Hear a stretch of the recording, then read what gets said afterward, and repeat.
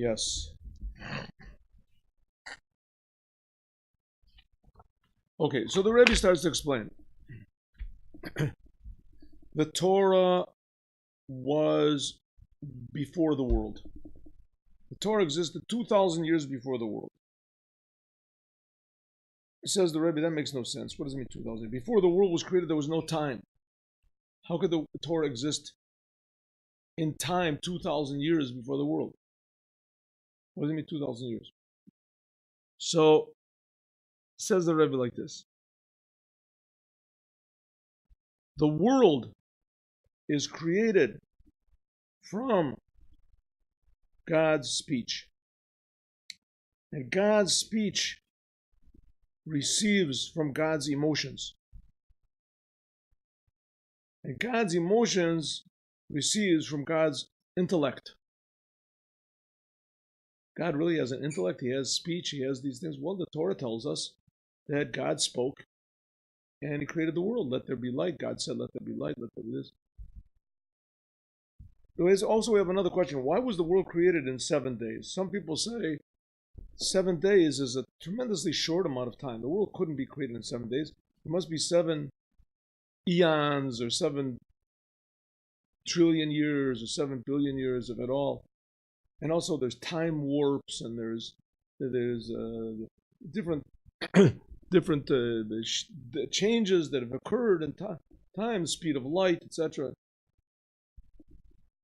So could it be that maybe what it says that the world day was created in 7 days, the world was created in 7 days, can't be right. It's too short.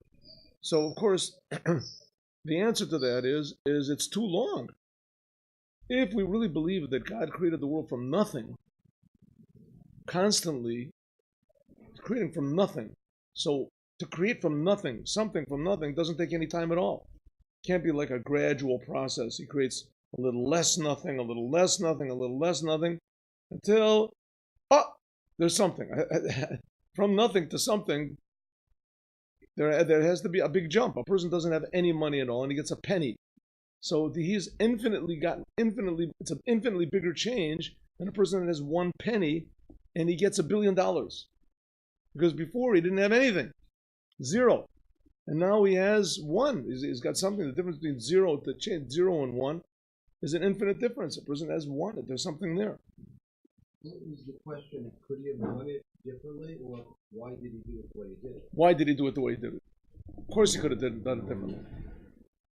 So we say, according to Judaism at least, we believe that the world was created in 7 days. The scientists say, the world was created, it took billions and billions of years. Right? Okay, but that first thing that was created, that first black hole, that first whatever, how long did it take to create that? So that was the beginning. That was everything started off with the black hole, with the first, whatever it is, atom, and then there was the Big Bang, whatever it is. But didn't God do the Big Bang? Oh, but what did he do this Big Bang with? There was something there. Yes, it did. He did it with a vacated space, which is impossible. So this the is answer, one of their theories. the answer to this is, you can say Big Bang, you can say whatever you want to. The question still remains: how did that first, whatever it is, get there? Right? How did the black get there to be a hole, or the hole to be a black, or the thing to be a bang? How did it explain the theory? One second, no, we'll do so. It's an inconvenient question. So the answer to that question is that, one of two answers. We don't know. Or the other question is God made it. So we're religious people. So we believe that God made it. So if God made it, how long did it take? No time at all. No time at all. So to create something from nothing took no time. So to take that something and to make it into a bigger something should take less time. It's easier. It's easier to take something and make it into bigger something, to take nothing and put it into something. No matter how many nothings you got, you have a check on it and you have 1,000 zeros, it's still 0. No matter how many zeros you have 0. To put that number 1 there somewhere, this is the novelty. So now the question is exactly the opposite. If God really created the world from nothing, so why didn't he just create the whole world from nothing? Just create the whole business at once for nothing. Why does it say in the Bible that God took 7 days? Because the answer is because that's God's personality. God has a personality. If you look at this book called Sefer Yetzirah, It explains that God has 10 aspects of personality. 3 of them are intellectual. Sometimes they say 2 of them are intellectual. 7 of them are emotional. That's called God's 10 Sefirot. Therefore, God made the world in 7 days because these 7 days correspond to God's 7 emotions. This is faith. This is emunah. This is faith. The Jewish people, they believe that. Not all the Jewish people believe this, but the people who have some sort of a conception of what Kabbalah is, which should be everybody, because it's basic fact.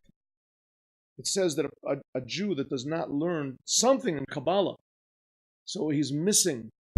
Even the Arizal has very, very severe language. It says that a rabbi that decides laws, if he does not know Kabbalah, that all of his laws are disqualified. He destroys the world, it says. He's making the generation of haflaga, of the separation, because he separated God from the world.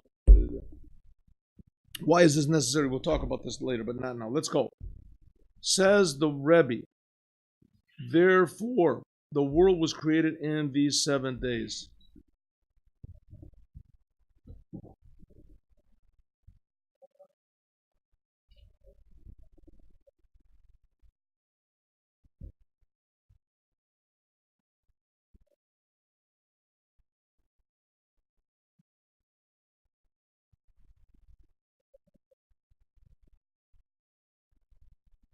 Okay, where are we up to now?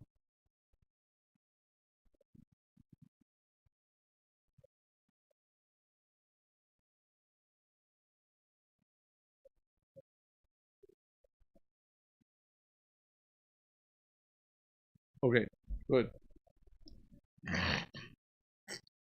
I don't remember where we left off. But you know what? Let's go up to the paragraph that begins with Hagam. Okay, we'll give it Hagam. I'll explain what it says up to there. Here. What the Rebbe explained is like this. The world was created in 7 days. That's the 7 emotions of God. The Torah is the intellect of God. The intellect of God is totally separate from the emotions, to the point where it says that the intellect of God mainly shines in the world of Atzilut. The world of Atzilut is pure godliness. Pure godliness. That's what was revealed at Mount Sinai. What was revealed? Pure godliness. Holy of holies. That's what the angels wanted. The angels said, the Torah is too holy. The Torah is too high. The Torah is too pure. Don't put it in the world. The Torah comes from God's intellect. God's intellect existed before the world. The world is God's 7 emotions. That's the world. The Torah existed 2,000 years before the world. That's what it says in Mishle. Alefecha chachma, alefecha bina. I will teach you wisdom. I will teach you understanding. The word aleph means 1,000.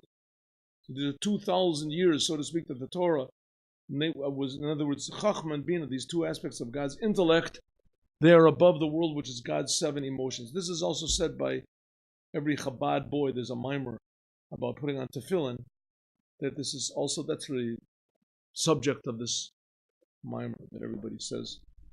That's what tefillin are, God's intellect. Nevertheless, the angels, this is before the Torah was given, the angels said, God, don't give the Torah down below. Nobody's going to understand it. They won't. They'll how do you say?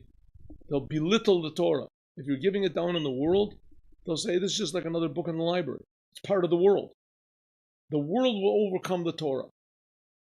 So the angel said, don't do it. The whole world depends on the Torah. And you're going to put the Torah into the world. There's no leader. No captain.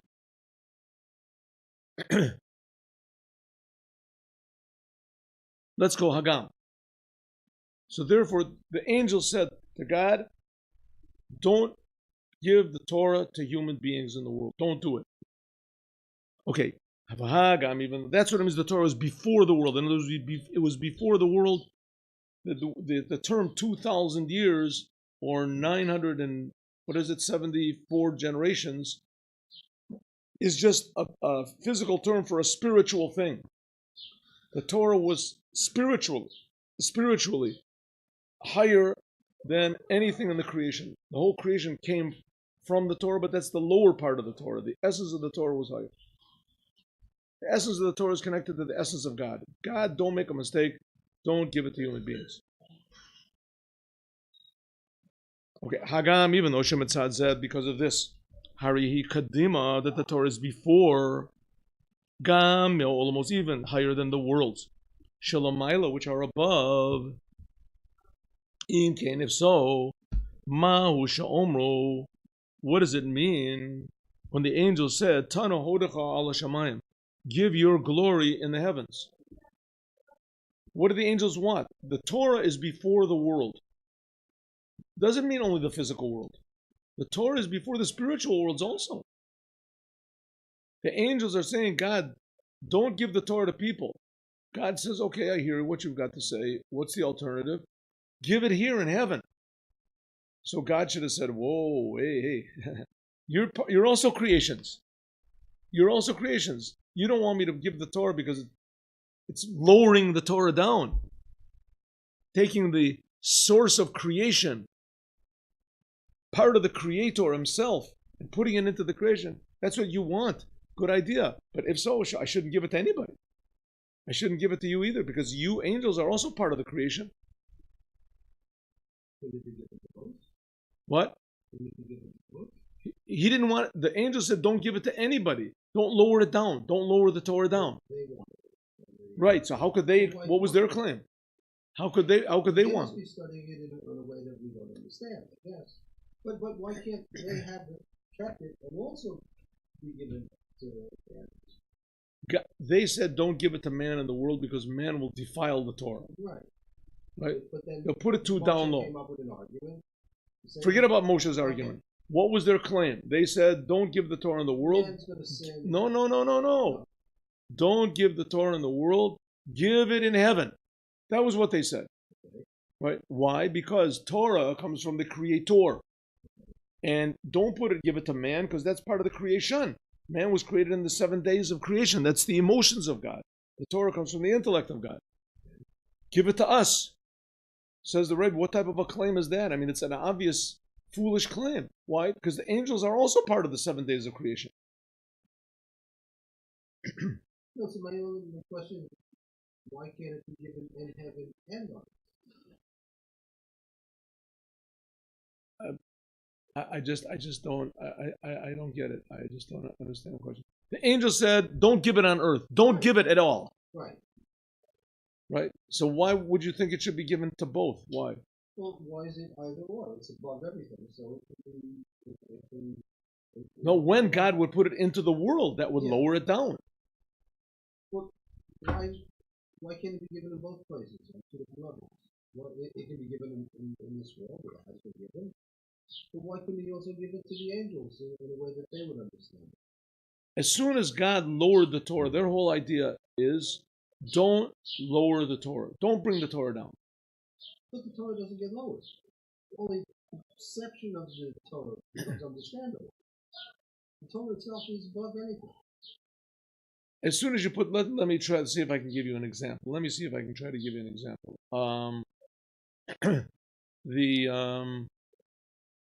The king wants everybody to like him.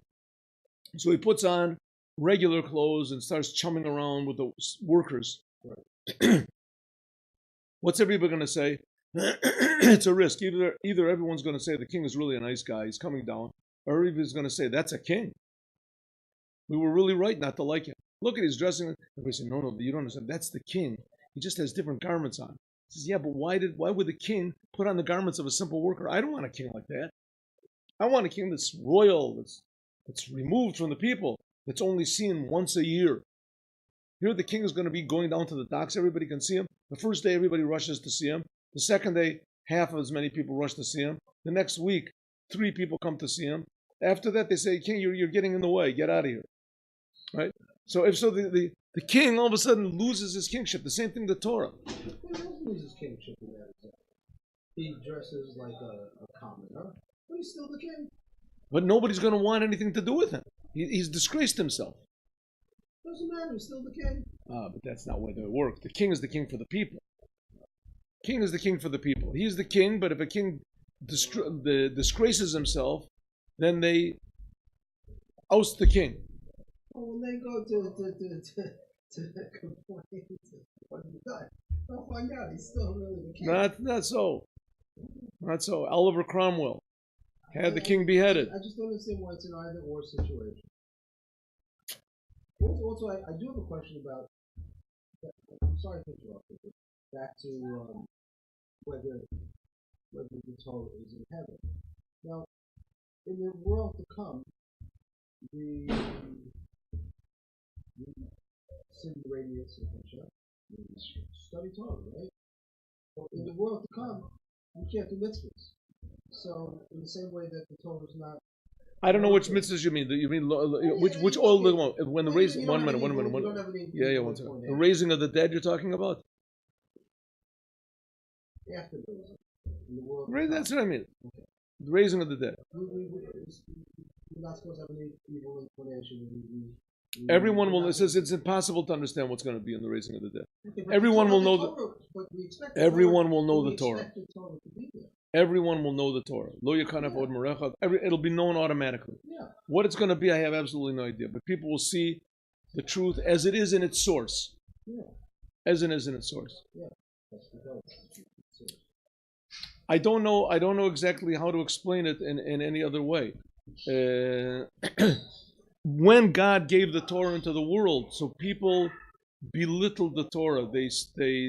The Torah was defiled, and the angels said, "God, you're making a big mistake. You know what to do, God? Listen, you want to give the Torah? Keep it up in heaven. Maybe holy people will go up to heaven and they'll get the Torah.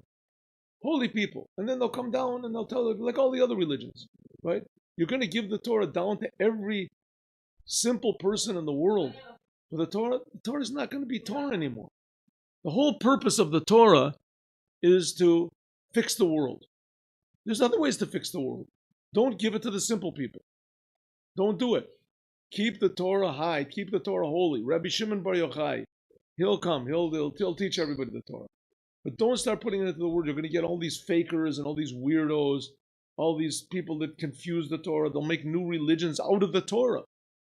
That's all they have. And so were the angels right? We'll see. Moshe said, no, give the Torah down here because here in the world people have Yetzer Horas. People have, and they'll mess the Torah. They need the Torah, but they said the angel said it's not right. Let's see what the Rebbe has to say. The angel said, give the Torah in heaven.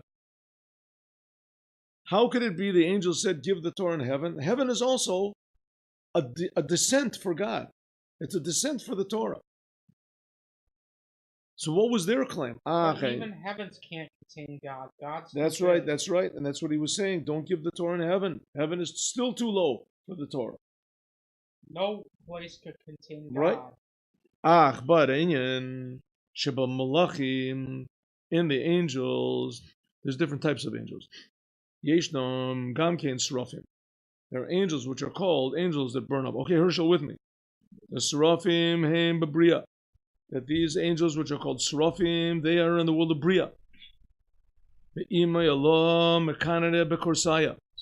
says that the upper level, this is called understanding. The level of understanding of God, this is in God's throne. The world of the throne is called Bina. Whenever it says that they saw God sitting on his throne, it means this aspect of the essence of Hashem, how he comes down into a lower world, which is the world which is called Bria. He becomes accessible to understanding. Lochin, therefore, therefore these angels understand something of God. They understand. That's why they're burning up. This is the whole idea of the Seraphim, the angels that burn up, because they understand a little bit of the infiniteness of God and how far away they are. The Gam, Sharam Malachim, and also all the other angels. Shein B'Yetzira. There's angels which are a little bit lower. They're in the world of Yetzira. Usually that's the place of angels. The Inyanam, and their whole idea of what These angels are the worlds of the world of Yetzirah, who, Inyan, Hamidot, these are the emotions of love and fear. So let me just say this in general. There is what's called 4 worlds, or we can call it 4 dimensions of godliness. The highest dimension is called Atzilut. That is the place which is identified with God's awareness, the awareness of God. The awareness of God. Chachma, I want to call it. Then there's the world of Bria. The world of Bria, that is called God's understanding. The understanding. Things begin to be understood of God. Let's say in the human personality, Atzilut would correspond to faith. Bria would correspond to understanding.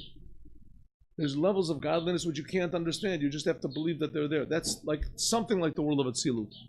There are no angels in Atzilut, even though there's one place I saw that says there are angels. But that's the place of the big tzaddikim. Then there's the world of Bria. And Bria, there's also angels. Those are the angels which are called the Srafim. They understand how far God is from them. They understand it. Because they understand it, they silently burn up to God. Silently burn up to God. Then there's the main angels. They're in the world of Yetzirah. Yetzirah is a lower world. Yetzirah, we already had Atzilut is the highest, Bria, and then we have Yetzirah. Yetzirah is the world which emanates there, shines God's emotions. Emotions, like we said, are lower. That is God's emotions. That's like we said, the 7 days of creation. That's the 7 emotions of God. Those 7 emotions of God, that there are angels that appreciate these emotions. Those are emotional angels. The angel Michael, the angel Gabriel, emotional angels. Ava v'yira, that's love and fear, emotional angels. So intellectual angels are in Bria. They grasp, understand the infinite greatness of God, and therefore they're silently burning up. Those are the burning. In the world of Asilis. One second. No. The world of Asiya, the lowest world. Aren't they? So saying they're right here in the lowest world. All of these worlds exist right here. This is reality. This is what reality is. But we don't perceive anything above this lowest level. Right? Like a person who has no idea what music is, and he goes into a symphony that has 100 instruments playing. He has no idea what's going on, but it's all there. It's all there. All the music is there, and all the understanding and the harmonies and the movements and everything. It's all there, but he just doesn't understand anything. He doesn't grasp it. So here's a general thing. It says he thinks he's in a supermarket. There's music going on. He doesn't really know what's going on. A person that understands a little bit more, he gets emotional about the music. A person that understands more, he gets intellectual about the music. A person that understands more, he feels the essence of the music. Right? Here we're talking about godliness. Godliness is everywhere.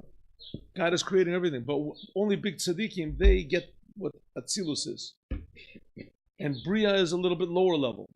That's also like the angels receive, but only the higher angels. And Yetzirah is emotional. Mikol Makom, nevertheless, Harigam Heim Sheichim Katzat Lasaga. Nevertheless, these angels, they are relevant a little bit to understanding. These angels which are in Yetzirah. She'ein, that they are midot. These are the emotions of God, Nimshachim Yamochim, which come from God's intellect. These are emotional angels, but they're close to God's intellect. So they understand a little bit also. If so, Yesh Lehem Sheichut Lehavechina Fun Vanen Ze Nemen Zich. Therefore, these angels in Yetzirah, they have a little bit of a connection to the level of godliness that they come from. They can feel their source. These angels in Yetzirah feel their source. Al Zeh Hishiv Lehem Moshe. That's what Moshe said. Klum lemitzrayim yoradatem klum yitzahor yesh benechem. That's what Moshe said. These were the angels that complained. The angels of the world of Yetzirah. Those angels complained and said, "Don't give the Torah to Moshe. God, you're making a mistake. Don't, 1 minute, don't give the Torah in the world. You're going to put the Torah in the world, there's going to be big troubles. People are going to throw the Torah away. It's our last chance. It's going to be gone." What did you ask? Aren't there angels in this world, you're saying? There are no angels in this world. Angels, in order to be revealed in this world, they have to come down. They have to come down, like there were the angels that appeared to Abraham, the angel that appeared to Bilam, the angels that appeared to Samson. But sometimes Samson's you can parents. bring angels down by praying. Someone told me. If you daven correctly, you bring angels down to. They have to be brought down. But you have to. But the angels you have are to not do a in them. mitzvah like daven. It says every time a person, that's a different type of an angel. But those angels also exist in a spiritual sense. We'll see. Let us finish. That since Shat Torah, that the Torah, he is Lamaila above, Gami HaMalachim. The Torah comes from God's understanding. The Torah is above the angels. The Torah is in the world of Atzilus. Talom, boy, that it goes without saying. The angels, Shavodatam, Bamidot, that goes without saying that the Torah is above these angels of the world of Yetzirah, that they serve God with emotions, emotional angels. Hari Nispra, there we explained, Richo Ka'erech Gam Mihalachim, I'm sorry, Richo Ka'erech the Mochin Lamidos, because we explained before, what's the difference between God's emotions and God's intellect? The emotions are infinitely far away from the intellect. That's why the angels, that's what we learned in the previous paragraph. That's why the angels said, don't put your intellect into the emotions. Don't put your intellect, God, into the world. You're belittling the world. That which shines from God's intellect into the emotions, it just is drawn down by a very narrow place. It's like the difference between the separation between a head, a human being, separation between his head and his body is a neck. And the neck is always narrower than the head is. No matter how much a person works out, no matter how much a person works on his neck, maybe a bull neck, nevertheless, the head is always wider than the neck is, except in very weird cases. So the neck shows that in order for the intellect to come down into the emotions, this is a sign. It's just this physical sign. It's a physical sign to show, because the physical is made according to the spiritual. So the neck is narrow to show that not all of the intellect comes into the emotions, only a very small amount comes into the emotions. That's why emotions are so strong. But Gama Surafim, and even these angels, that they are in the world of Bria, Hari Yesh Parsa, there was a separation between Atzilut Labria. Even the angels, which are considered to be intellectual angels, part of the head, nevertheless there's a separation between them and the world of Atzilut, another separation. If so, Hine Bichdei Lahamshichet Torah, in order to draw the Torah down, Lamata below, who is Davka only Al Yedei Bechina Shalamayla Bechina Tamochin, the Torah. It has to be some sort of a force that can push the Torah down into a level that's below it. In other words, the Torah alone, as it is intellect. And intellect has nothing to do with emotions. Intellect is far from emotions. Separated. Therefore, if you want to bring intellect into emotions, you have to work. It's like same thing as like a human being. A person wants to think about, if you want, normal human beings, how do they work? You see something, you like it, you want it, you try to figure out how to get it. Your emotions rule over your intellect. Emotions rule over the intellect, right? A person wants to travel somewhere, he wants to understand something, so that starts to make his intellect work. Without that, a person doesn't use his intellect. He doesn't use his intellect, he just coasts. Use the very lowest part of his intellect. That's the idea of television, of movies, of the news, of the papers, right? You don't try to think into this, is this true or not? You just read. If you can read, so you read. It talks about the most mundane, simple things possible. People don't use their intellect. If a person wants to start using his intellect, then he has to be challenged somehow or other. A person, God forbid, he's an addict. He has to figure out some way to stop his addiction.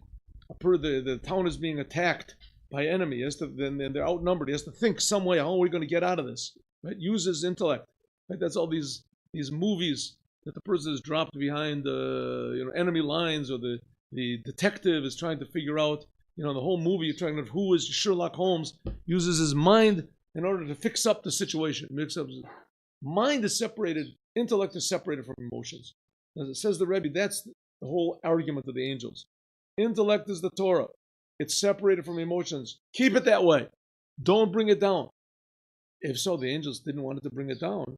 So why did they say bring it down to us? Give it to us. Excuse me, what time is it? 8:46. Okay, good. What? Interesting. interestingly, most of the prohibitions deal with overcoming the emotions. Right, sure, of course. Of course. Lo natan et Torah elo l'tzaref et briot. The only reason that God gave the Torah is in order to refine the world. And that's what it says that when God gave the Torah, He gave it on Mount Sinai. Sina yorad la'umot olam. Sinai means also in Hebrew, the word Sinai sounds like the word Sina, hatred. Hatred. They're spelled differently, but it's still the same sound. Sina, hatred. As soon as God gave the Torah, the non-Jews didn't like it. They didn't like it. It says that God went around to the different nations and said, "Are you willing to take the Torah?" And they said, "What is written in it?" And God told them exactly what they didn't want to hear. To one nation He said, "Don't kill." Another nation He said, "Don't steal." Another nation He said, "Don't be licentious." They said, "Listen, we don't like that Torah. We hope you don't give it to anybody." Right? You know what? Maybe if you want to give it to the Jews, make trouble for them. But don't make trouble for us. We don't like it. As soon as the Jews accepted it, the God said, "You want the Torah?" Now, knowing the Jews, if God would have said anything to them, right? If He would have said, "No, don't write on Shabbos," they would say, "No, I don't want it. No one's going to tell me what to do." Right? Jews are How much does it cost? Stiff-necked people, right? Yeah. Jews are very, how do you say, egotistical people. God made them that way, right? The God made them that way. So if God would have told them, I think, no matter what He would have told them, the Jews would have said, "Find somebody else." But what did the Jews say? They said, "Na'aseh v'nishma." Give it to us, and then we'll understand it. And it says the angels said, who gave them the secret? Right? The angels were sure the Jews wouldn't want it. The Jews wouldn't want it. And afterwards, the Jews didn't want it. The Jews worshipped the golden calf very shortly after. They were always arguing with Moshe. Right? They don't want to be controlled, which is understandable. Who wants to be controlled? Especially because the Torah doesn't really promise, at least in the 5 books of Moses, it doesn't promise any rewards. It just says, here's your chance. You can do what God wants. People say, "Oh, yes, this is what we want. We want to do what God wants." As soon as God gave the Torah, they said, "Hey, listen, let's renege. Let's reconsider." That's why Moses always had to be there, to remind them about what God is. Because as soon as the people forgot about God, they started thinking, "Hey, what did we do? How did we do this? We got to think about ourselves a little bit." And as soon as Moshe came back, he made everybody start thinking about God again. And that was, it was too late. They already were worshiping the golden calf. Okay. The bebechina zu. I'm sorry. Okay. So this is what you were saying. The Torah, yes, it's pure. The Torah is intellect. But in order for the Torah to come down into the world, there has to be something above the Torah. Same thing like we said. In order for intellect to come into the emotions, there has to be some sort of a power, a challenge, a reason that it forces you to think and control yourself, to control the world, to fix the world. There has to be some sort of a power which is above the Torah. So he says this, the bechinat zu, that this level, first word of the line is mochin. The bechinat zu, that this level which pushes the Torah into the world, lo yesh hagbalot, there are no limitations of above and below at all. This is what you were saying. The Torah, what do the angels say? The Torah is too high. The Torah is too pure. Don't put the Torah in the world. The fact of the matter is you're right. In a way, the Torah is right. But there's the essence of God. The Torah is God's wisdom. The essence of God wants the Torah to be in the world. Why? Because the essence of God, there is no high and low. There is no high and low. Like the example of the king. When you say the world, you mean just this world, you mean all creation? Let's take all creation, but let's take physical creation, right? Physical creation. Now the argument becomes different. Now the argument the angels want to say is, good, God, you want to put the Torah in the world. Put it in the higher worlds. Don't put it in the low world. Don't put it in the world. Now we're going to see why is it that Moshe said, hey, angels, you haven't got any Yetzer Hora. The angels said, oh, you're right. That was their whole argument. Well, let's see.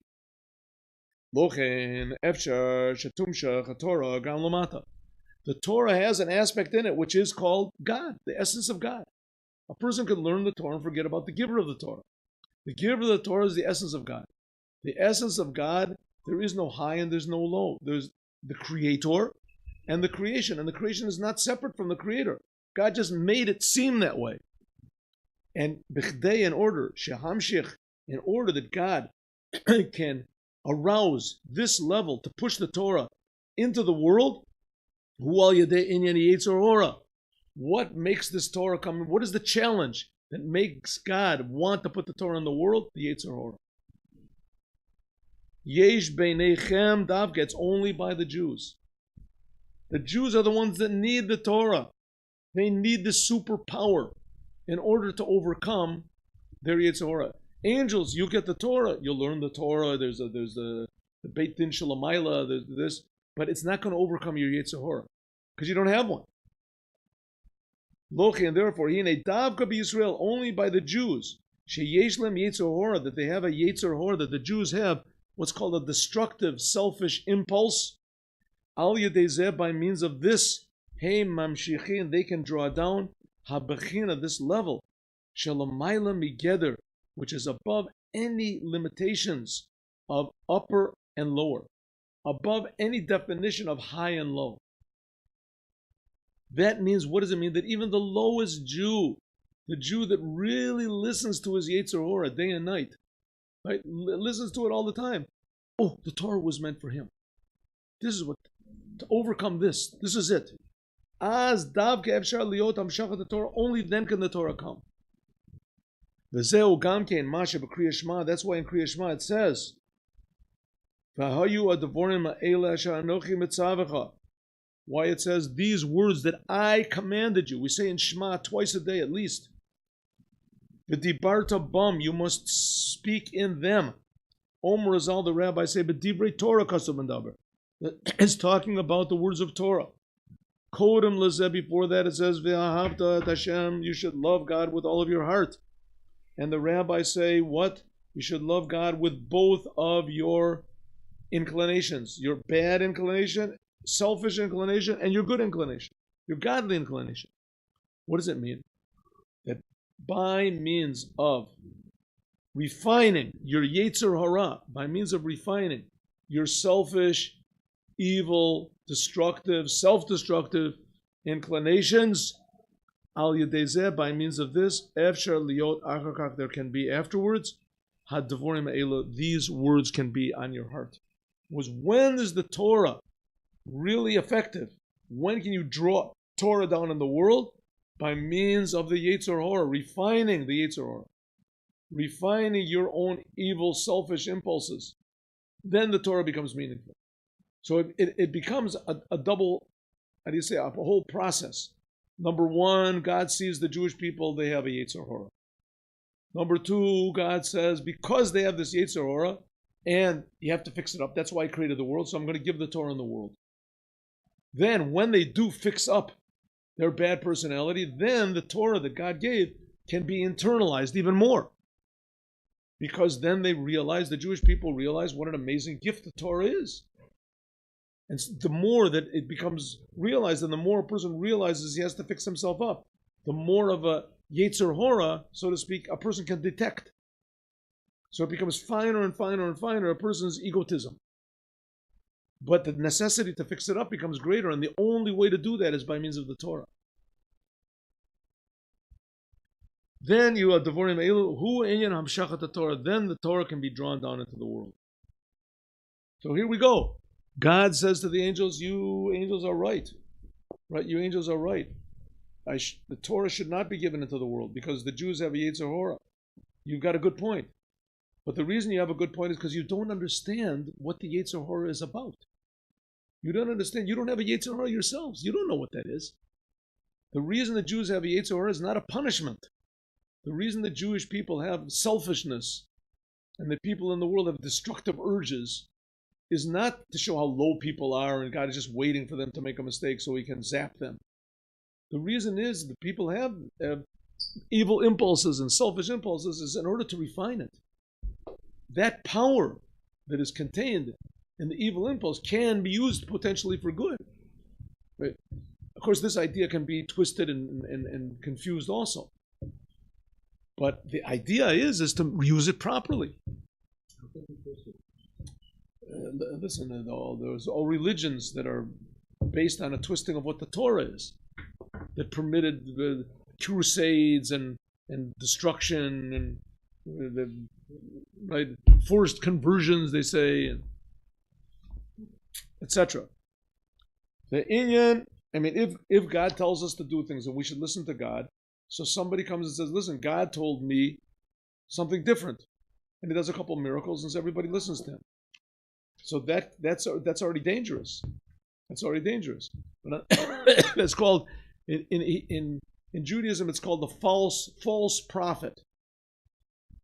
False prophet. One of the 13 principles of faith of the Rambam is that God gives prophecy to people. Without prophets, we're finished. There has to be a prophet, a person who really gets messages from God and that gives them over to the people, that directs the people. Without that, everybody becomes selfish. Everybody gets the whole Judaism wrong. They get it wrong. And that's what the prophets came in the whole first temple and told the Jewish people, don't be selfish, think about God. And because God demanded a tremendous amount from them, they didn't listen to the prophets. So listen, we're also, that was the whole thing of Korach. How Korach succeeded in turning all the Jewish people against Moses. He said, Moses, you were a prophet, you took us out of Egypt, but that's it, your prophecy is finished. We don't need prophets anymore, right? We got the Torah. Now all of us are prophets. We all saw God. We have the Torah. Torah is the word of God. God is speaking to us through the Torah. That's it. We don't need any more, right? We have the Torah. That's what the angels were afraid of. That's what the angels were afraid of. You put the Torah in the world, it's going to stand up people like Korach, and everybody's going to interpret the Torah however they want to. The godliness is going to be all of a sudden something that's going to be, it belongs to me. Right? Everybody decides what they want to do. So that's what happened with the golden calf. As soon as Moses was gone, 40 days, the Jewish people already were worshiping the golden calf. Without a real prophet, without a person that really brings the essence of God into the world, so the Yetzer Hora takes over. The evil impulse takes over. When a true prophet is found, then he interprets the Torah properly, and then the Yetzer Hora can be used properly. What's totally evil and destructive has to be discarded.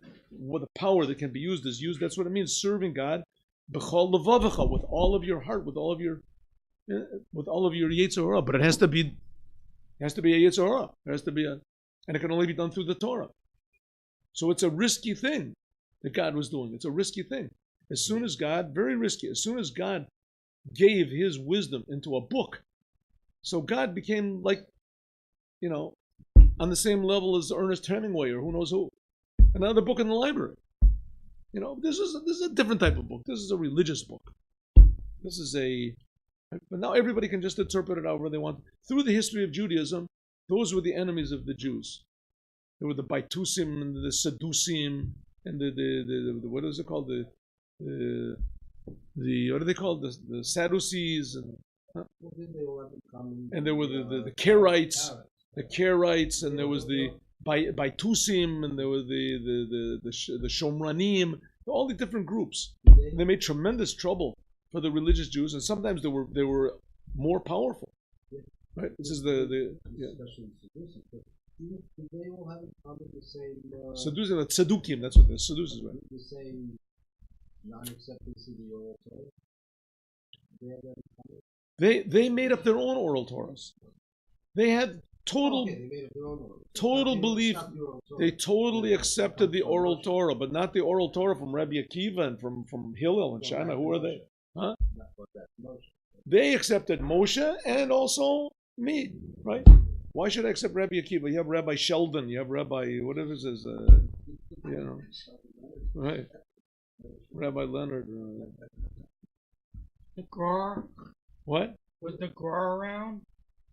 No, the Gra was a genuinely religious, holy person. He lived a bit later. He lived 200 years ago in the time of the Alter Rebbe. Okay. But it does sound as though the Rebbe is saying that. What time is it? Oh, no. That Hashem created the Torah really just for this world. Torah, the Torah, the world was created from the Torah, and the Torah is here to fix the world up. This world. Is class over? Class is over. Sequoia. My pleasure. Let's go. Just get started.